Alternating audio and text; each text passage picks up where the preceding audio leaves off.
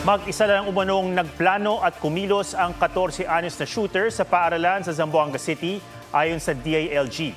Sabi naman ng Zamboanga Police, inabutan pa nilang buhay ang shooter bago nagbaril sa sarili. May report si John Consulta. Walang problema sa grades, walang kaaway at wala rin daw kinalaman sa bullying ang pamamaril ng 14 anyos na estudyante ng Ateneo de Zamboanga Junior High School. Sinabi yan kay DILG Secretary John Mcrimulya sa pagbisita nito sa paaralan. He planned, executed, and willfully did everything on his own. There was no conspiracy behind it. There was no active group that planned it with him. There was no family influence that made him do the unthinkable. Chinek namin yung social media apps niya. Wala siyang conversation out of the ordinary. It was all in his head, and that's why we believe that it was influenced by the games that he played. Itsurang video game raw kasi ang shooting nang una itong makita ni Rimulya. Kaya suwestyon ng kalihim, pag-aralan ang pagban sa mga violenteng video game. Dapat din anyang higpitan ang gun ownership.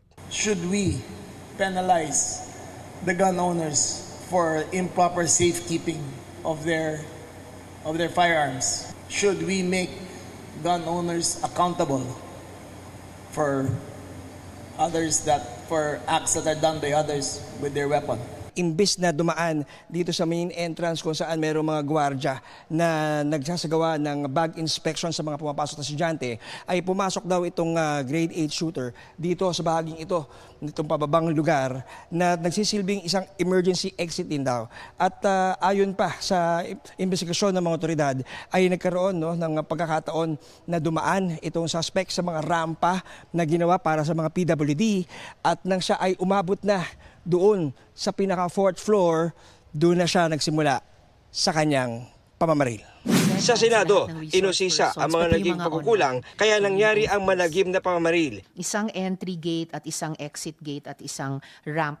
Paano po nakadeploy, if you can tell us, paano nakadeploy yung 25 guards dun sa at least sa dalawang gates before the incident? They are deployed in all the entry points when the kids or the students are already in the campus, particularly in all because this building is 4 stories. You mean po, bukod sa entry gate at exit gate, nakadeploy din po yung 25 security guards sa bawat floor ng 4th-story building? Correct, Madam. Ayon sa Zamboanga Police, inabutan pa nilang buhay ang shooter nang rumesponde. Bigay po ng warning ang pulis natin. They are shouting to drop the gun. Pero yung CICL, victim shooter natin, ay umakyat po ng 5th floor at doon po niya binaril yung sarili niya. So na-witnessan po ng mga police responder natin yan. John Consulta, GMA News.